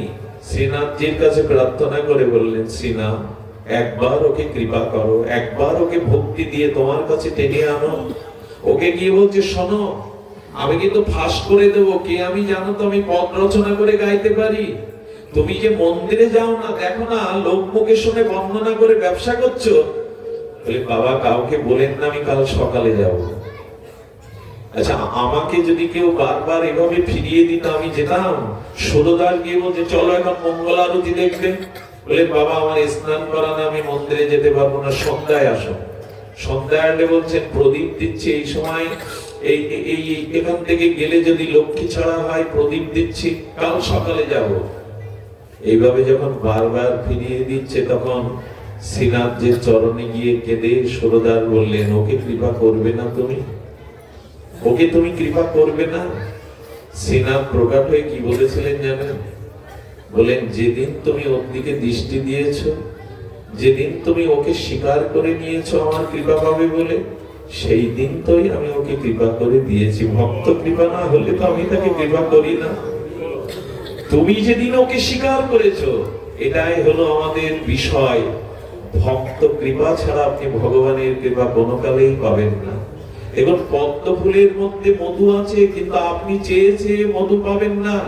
আপনি পদ্ম ফুলের পাপড়ি নিগড়িয়ে এক বিন্দু মধু পাবেন না। মধু পেতে গেলে মধু চক্রে মৌমাছির চাকে যেতে হবে। ফুলের মধ্যে আপনি মধু আছে এটা জানেন, কিন্তু পাবেন না। এবং ভগবানেরই স্বরূপ শক্তি ভক্তি ভগবান দেবে না, শ্রীগুরু বৈষ্ণব সাধুগুরু বৈষ্ণবই দেবে। ভক্তি ভগবানের সম্পদ, কিন্তু উনি দেবেন না।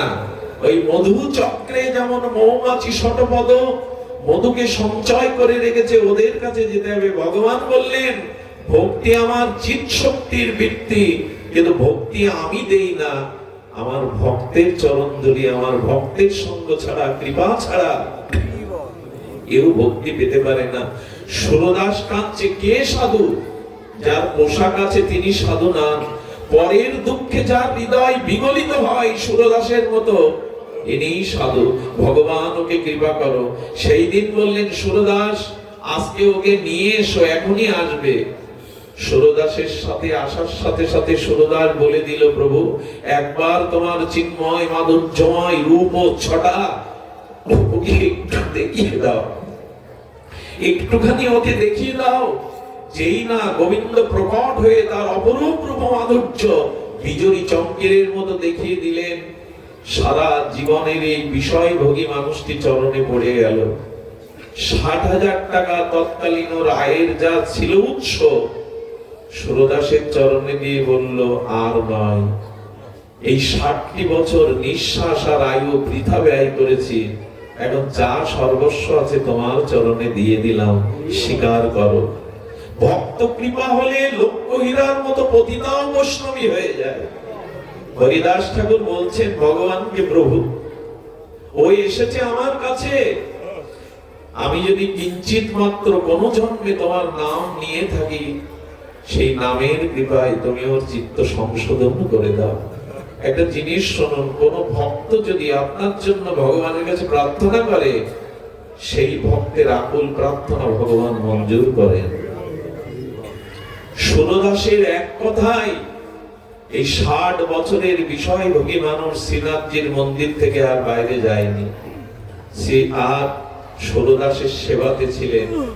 বল্লভাচার্য শ্রীনাথজির শৃঙ্গার করতে গিয়ে দেখে শ্রীনাথজির চোখের কোণে জল। কেন জানেন? সুরদাস আর জগতে থাকতে চাইছে না। সুরদাস অসুস্থ হওয়ায় 2 দিন মন্দিরে আসেনি। এই জন্য ভগবানের আনন্দ নাই, বেদনায় চোখে জল ভরে গেছে, ভগবানের মুখটা যেন শুষ্ক লাগছে। আচার্য বললেন, শ্রীনাথ তোমার চোখে জল কেন? আমার সরদাস আমার কাছে আর বেশি দিন থাকবে না, ওকে ডেকে আনো, একবার ওকে দেখি। শুধু ভগবানের জন্য ভক্ত চোখের জল ফেলে না, ভক্তের জন্য ভগবানও চোখের জল ফেলে। ভক্ত শুধু ভগবানের জন্য কাঁদে না। আমার গৌর হরিকে দেখো, ব্রজ গোপিকাদের ভক্তদের চোখের জলের কাছে ঋণ হয়ে গেছিলেন, এই জন্য গৌর এসে এত কাঁদলেন। মহাপ্রভুর চোখের জলে নীলাচলে গম্ভীর একটা খাল হয়ে গেছিল, জানে? এ কথা বললে কি মানুষকে বিশ্বাস করানো যাবে যে কারো চোখের জলে খাল হয়ে যায়? বিস্তারী জলযন্ত্রের ন্যায় প্রভুর নয়ন থেকে অশ্রু বিগলিত হয়ে খাল হয়ে যেত। প্রভু কীর্তনে যখন কাঁদতেন না, পাশের ভক্তরা স্নাত হয়ে যেত, স্নান হয়ে যেত। এই ব্যাখ্যা আমরা করতে পারবো না। প্রভু কৃষ্ণ বিরহে, রাধা বিরহে লোমকূপ দিয়ে রক্তক্ষরণ হতো, কি সম্ভব? কবু অঙ্গ ক্ষীণায়, কবু অঙ্গ ফুলে, লোমকূপে রক্তদাম দন্ত সব হালে। এই বিরহ দশা ভগবানের। সরদাসকে কোলে করে আনা হলো, শ্রীনাথজির সামনে বসিয়ে দেয়া হলো। শ্রীনাথজির চোখে জল, সুরদাসের চোখেও জল। ভগবান জিজ্ঞাসা করছে, সুরদাস কাঁদছো কেন তুমি? বলেন, আমি মনে করেছিলাম 1,25,000 পদ রচনা করে তোমায় শোনাবো ঠাকুর, কিন্তু 1,00,000 পদ আমি লিখেছি, 25,000 পদ আমার লেখা হলো না, মনের ইচ্ছা পূর্ণ হলো না। শ্রীনাথজি বললেন, তুমি জানো না সুরদাস, তোমার মনের এই সংবাদ জেনে আমি নিজে 25,000 পদ রচনা করে এসেছি, তোমার খাতায় ঘুরে দেখো। আমি নিজে ওই পদ রচনা করেছি 25,000। যেমন জয়দেবের গীত গোবিন্দ তিনি লিখতে পারেননি, তমসি মম জীবনং তমসি মম ভূষণং তমসি মম জলাদিমগ্নং সরখরণমণ্ডলাং দেহি পদপল্লবমোদরাম। জয়দেব লিখতে পারছে না, রাধারানীর চরণ গোবিন্দ মাথায় নেবে এ কথা লিখতে পারছে না। জয়দেবের রূপ ধরে এসে গোবিন্দ স্বয়ং গীত গোবিন্দেই পদ রচনা করে গিয়েছিলেন।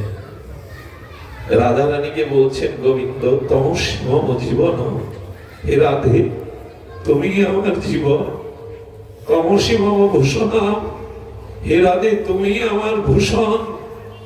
তমসি মম জলদিমগ্নম, মা যেমন জল ছাড়া বাঁচে না, হে রাধে তোমার চরণ ছাড়া আমিও বাঁচি না। সরখরণমণ্ডলাং দেহি পদপল্লবমোদরাম। রাধারানীর সেই প্রেমময়ীর চরণ দুখানা গোবিন্দ মাঝে মাঝে বুকে ধরেন, কখনো কখনো মস্তকে নিয়ে বলেন দেহি পদপল্লবমোদরাম। এই পদ জয়দেবের লিখতে হাত কেঁপেছিল, ভগবান এসে লিখেছিলেন। তেমনি সরদাসের 25,000 পদ ভগবান নিজে রচনা করেছে। সেই পদগুলো এখনো শ্রীনাথজির মন্দিরে কীর্তন করা হয়। তখন বলছেন সরদাস, প্রভু দাও, তোমার চরণ দুখানা আমার বুকে দাও। সেই ঠাকুর আমি একটা নিবেদন করে পাঠ রাখ বিশ্রাম করি। ভগবানের কাছে একটা প্রার্থনা জানাবেন, কাল থেকে আজই জানাতে পারেন যদি মঞ্জুর হয়। প্রার্থনাটা কি জানেন?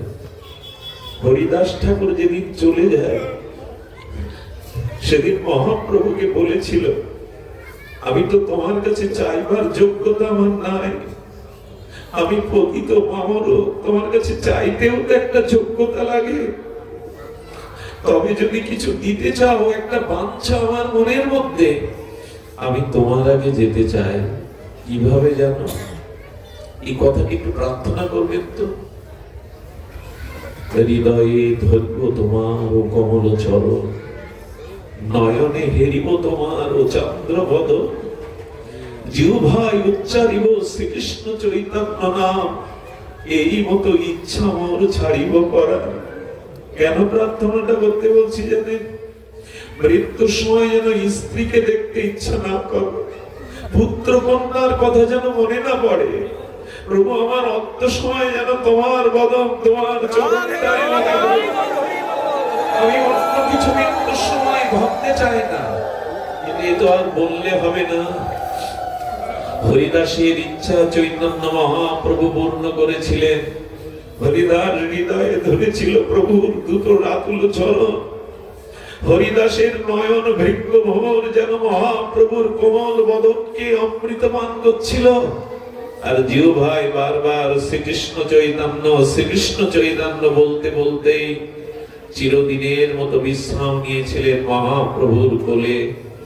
প্রত্যেক ভক্তের উচিত এই জগৎ থেকে বিদায় নেওয়ার সময় যেন কারো কথা, কারো নাম, কারো মুখ না ভেসে আসে।